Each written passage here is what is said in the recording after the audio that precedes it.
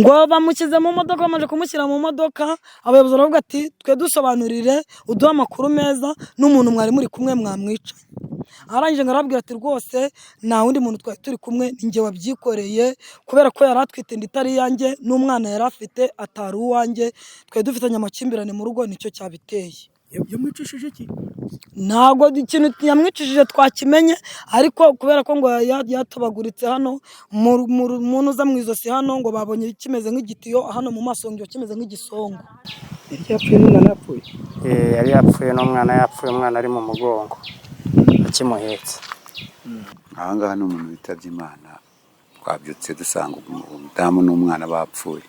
Umuntu waba yishe umumama n'umwana burya ni akababaro cyane gateye ikibazo. Ni mu karere ka Rwamagana, ni mu murenge wa Miyumbo, akagari na Kabujyujyu, aha mu ndeba bahita Yeruzalemu, ni mu mudugudu wa Yeruzalemu. Abaturage bo bavugaga ko bari babayeho nk'abari Yeruzalemu, ariko uyu munsi haje kumenyekana inkuru y'umubyeyi witwa Anne Marie waje gusangwa muri iri shyamba riri aha hepfo yamaze kuva ku isi ya rurema, ndetse n'umwana yarahetse w'imyaka 3 nawe yapfuye, bose bari muri iri shyamba bavuye ku isi ya rurema. Bamwe mu baturage bahageze mbere kandi twaganiriye badutangarije ko ari inkuru bakiriye nabi kandi batakiriye neza, bakavuga ko uyu mubyeyi yaba yazize umugabo we babanaga, dore ko ari nawe waje gutabwa muri yombi kwikubitiro. Ubu Yeruzalemu ntabwo ikiri Yeruzalemu, ubu yarahindutse. Yaba Yeruzalemu, ni Yeruzalemu wa mugani, barayivuma uyu munsi. Ubu sira tubabarira ra abagore ngo bari gukuramo amara abagabo, abagabo nabo uratera inda umugore ukayihakana ngo si yawe, wabyaza umugore ngo si uwanjye, ngo umwana si uwanjye. Nase ukumva ikiri Yeruzalemu. Mu gitondo tiki rero byagenze biti? Ndi guhinga mu gitondo, cyo kumva abantu barambwiye ngo hepfo hano ngo hari umubyeyi bahiciye.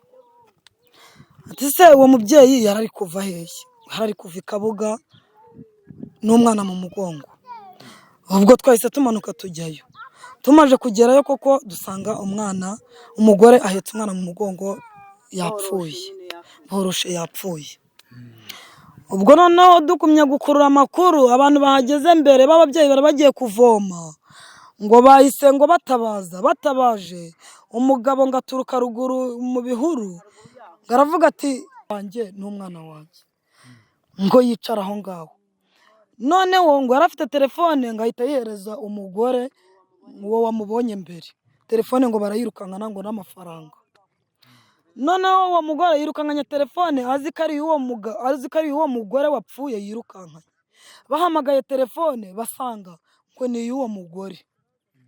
Noneho niko guhita bafata uwo mugabo bamubaza amakuru. Iyo telefone ko umugore yayijyanye Kabuga wayibonye ute? Niko rero kumushyiramo amapingu, bamaje kumushyiramo amapingu, twese ruca abana turumirwa, turavuga ati none se umuntu wishe umuntu agasiga telefone, agasiga amafaranga, agasiga ibyo yaravuye guhaha, ari igisambo cyo hirya n'uwaheye. Twebwe nk'abaturage twahise tubibona ko ari ngombwa ko uwo mugabo ari we wamwiyiciye. Yaje kubyemera daricajwe hariya? Ngo bamukize mu modoka, bamaze kumushyira mu modoka, abayobozi baravuga ati twe dusobanurire uduha amakuru meza n'umuntu mwari muri kumwe mwamwica. Arangije ngarabwira ati rwose nta wundi muntu twari turi kumwe, ninjye wabyikoreye kubera ko yari atwite inda itari yanjye n'umwana yari afite atari uwanjye, twe dufitanye amakimbirane mu rugo, nicyo cyabiteye. Yamwicishije iki? Ntabwo ikintu yamwicishije twakimenye, ariko kubera ko ngo yatobaguritse hano umuntu uza mu izosi hano, ngo babonye kimeze nk'igitiyo hano mu maso, ngo kimeze nk'igisongo. Iyi ngo cyahashwanyaguje mu maso gutya, igitiyo kubera ngo yakimukubise mu izosi kikamutema, ngo cyahashwanyagurikiye igitiyo, nicyo babashije kubona. Ubwo rero twababaye twese kubona umubyeyi ahetse ajya gupagasiriza urugo, nko wakamushyigikiye uri umugabo, ngo uri umugabo w'urugo umutera ingabo mu bitugu, aho ukamutera ingabo mu bitugu ahubwo ukajya kumwica, ukamuvutsa ubuzima bwe uzi ko ari gukorera urugo. Yeruzalemu. Ubwo rero twari tubyutse mu gitondo nk'abaturage tugiye guhinga, twumva inkuru tubwira yuko hano hepfo mu ishyamba hari umumama uhetse umwana yapfuye. ubwo turambika amasuka hasi tujya kureba, tuhageze dusanga hari abahageze nyine n'abayobozi b'imidugudu bahageze. Ubwo rero birangira n'abayobozi b'akarere bahageze, b'imirenge, b'utugari baraza barareba uko byifashe. Ubu mu kanya nibwo tuvuyeyo. Yego. ese umurambo wari umeze gute muwubona? Umurambo uburyo twawubonyemo wari uryamye, umubyeyi yari aryamye ahetse umwana, n'umwana nawe nyine yari akimuhetse.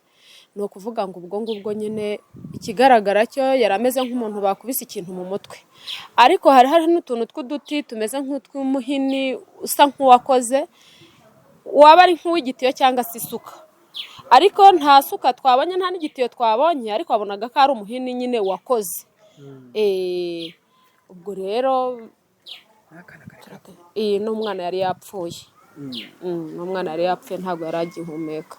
Ni ikintu mwakiriye gute? Ari umubyeyi urongera kuva mu rugo ngo agende? Birababaje, biteye agahinda. Birababaje, biteye agahinda, aho umubyeyi abyuka ajya gushakisha ukabona bamuhohoteye muri buriya buryo. Urumva natwe twagize ubwoba.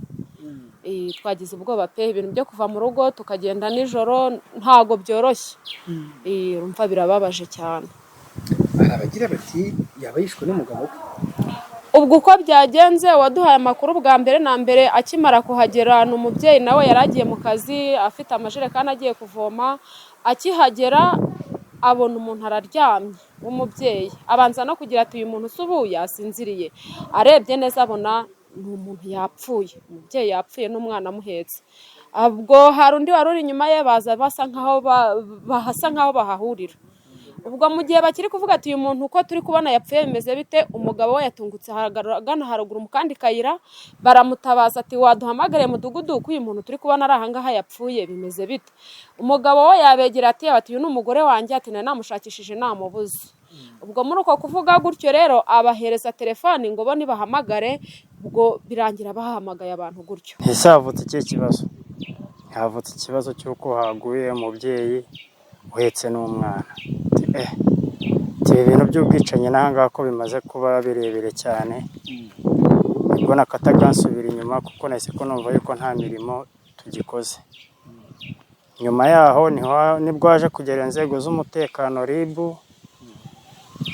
na polisi n'inzego za gisirikare, tujya kureba aho umuntu yaguye nyine muri rusange, dusanga koko icyo kintu cyabayeho. Yari yapfuye n'umwana yapfuye, umwana ari mu mugongo akimuhetse. Ni ikintu mwakiriye gute? Mutekereza ko yaba yazize iki? Gusa muri make ko ndi kumva amakuru mu baturage hirya no hino, umugabo we niwe wabashije gufatwa afungwa ipingo. Mu gihe inzego za leta ziri kubikurikirana n'abaturage uko twabyumvaga, n'undi mumama wamubonye mbere y'uko abandi bahagera, amakuru yaduhaye yatubwiye yuko akimara kujya guhuruza yabonye umugabo we yaturutse haruguru mu ishyamba.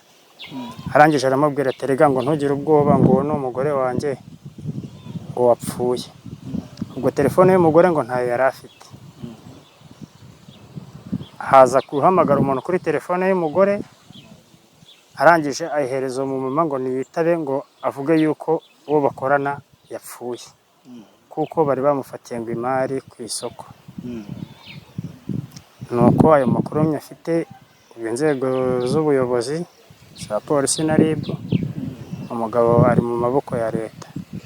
Ahangaha ni umuntu witabye Imana, twabyutse dusanga umudamu n'umwana bapfuye. Ongera ijwi. Ni amakuru muhageze mwasanze bifitiye ishusho, tubwire ku ishusho byari bifite. Ngiye nkanjye nkihagera kuko nahageze mu bantu ba mbere, nasanze abahageze mbere nibo bari bamutwikiriye, nasanze aryamye ku kayira kari gatambitse mu ishyamba ino hepfo. Yapfuye n'umwana we. Muze muteka ko yazize iki? Twebwe nta makuru turamenya, gusa benshi baracyari mu iperereza, ntiwamenya uwamwishe, ntiwamenya. Benshi bari kuvuga ngo ni umugabo we kubera ko bamufatanye telefone yari afite, abandi bakavuga mbese nta makuru turagira, baracyari mu iperereza. Netwe njyewe nari mfashe isuku, ubundi nari ngiye guhinga kuko umugabo ari mutwara sibo. Tugisohoka nkinguye tugeze hano bahita bamubwira ati ntabwo ujya guhinga, ati hepfo hano mu isibo yawe habaye ikibazo. yamanutse mu by'ukuri njye ariko nageze hariya epfo ndagaruka ntabwo njye nagezeyo. Aho ngarukiye nyine amaze kuza arambwira ati we se kuri hano, ndamubwira ati se abayobozi ubundi njye ntabwo njya kureba ibintu abayobozi batarahagera kuko simba nzi icyo biri bubyare, ntabwo njya mpururira ibintu byinshi uko niboneye. Ubwo rero aho nagereyeyo nyine nasanze umugabo bamaze kumwambika amapingu ngo niwe icyaha gifashe, ariko nanjye nkurikije uko nabyumvishe niba telefone umugore yari yayijyanye ku kazi bakaba bayimusanganye nkumva ko nta ruhakanira afite byanze bikunze.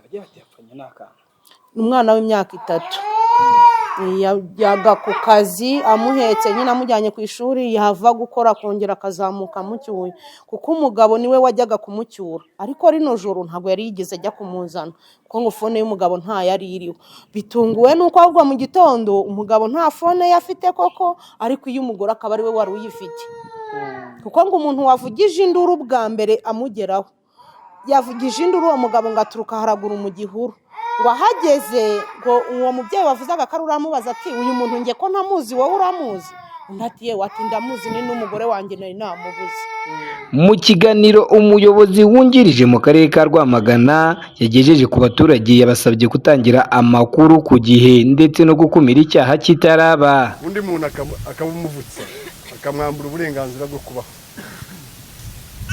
nk'abo ntabwo tuzabihanganira. Ari nayo mpamvu nunga mu rya bagenzi banjye batubanjirije hano tubasaba mwese waba ufite amakuru ayo ari yo yose uko yaba angana kose yadufasha cyangwa yafasha iperereza kugera ku musaruro wo gutanga ubutabera kuri Animali nyakwigendera n'umwana we, yayatanga kuko ubuzima burahenda, imibanire irahenda, ariko ikibabaje kurusha ibindi urwango rurahenda cyane kurusha. Guhitamo kubana nabi ni ukubaho ubuzima buhenze, butanahenze mu kiguzi gusa, ahubwo butazanageza umuntu uwo ari we wese ku byo yakabaye yibeshya yuko yifuza kubaho nyuma y'ubwo bugome, nyuma y'ubwo n'iyo mibanire mibi, nyuma y'ayo makimbirane, nyuma y'urwo rugomo. Buri muntu wese agomba kugera ku rwego rwo kumva yuko aba yibeshye biremeye igihe cyose utekerereje nabi mugenzi wawe ukwegereye, muturanye, umugabo washakanye n'umugore bagahitamo kubana nabi, bagahitamo gutandukana, ntabwo tuba tuzi aho muhungiye hariho, kuko naho aho muzajya hose muzakenera kubana n'abandi. So kubana neza ubihitamo nonaha mbere yuko utangira gutekereza gukimbirana n'uwo mwashakanye. Kwigera muri rusange, kuko amanywa n'ijoro nitubura gutanga ubutumwa bujyanye n'amakimbirane, yaba ari mu miryango cyangwa se mu mibanire y'imiryango ituranye. Uko biri kose Animali kuba yiciwe muri karitsiye atuyemo hafi y'urugo rwe, ntabwo twakumva yuko abantu bavuye Kantarange babigizemo uruhare. Amakuru muri buduhereze aradufasha kwihutisha akazi k'inzego zibishinzwe zibirimo, ariko impamvu nari mvuze nk'iryo jambo nuko niba byabereye hatuye aho, uko biri kose ikibazo tugomba kugishakira hano hafi. Ari nayo mpamvu tubasaba kwihangana, ariko tukanabasaba no kwisuzuma mu mibanire yacu ya buri munsi.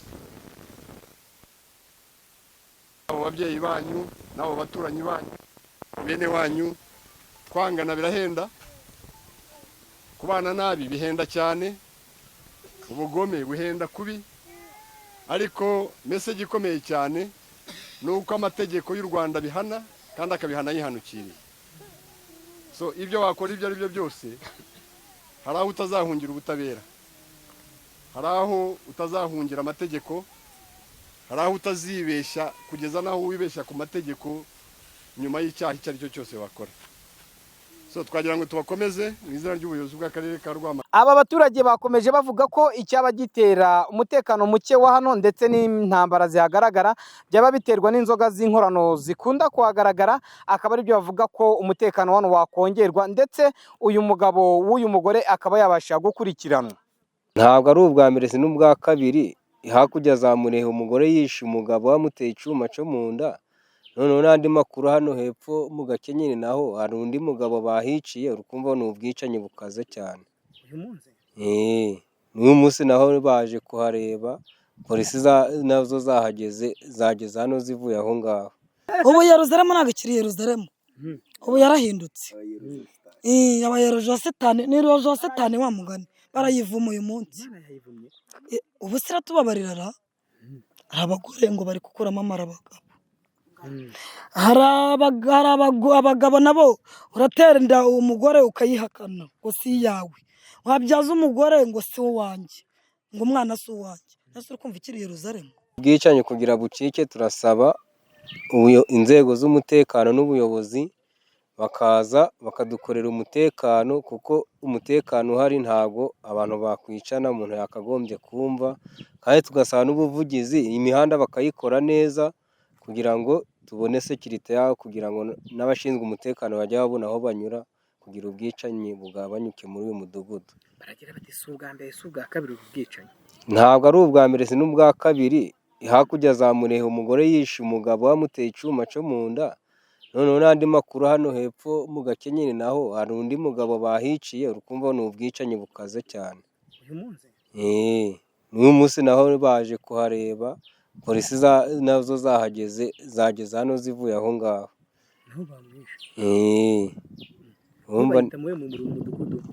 Ni umudugudu ni Gatare, hepfo mu Gakenyeri.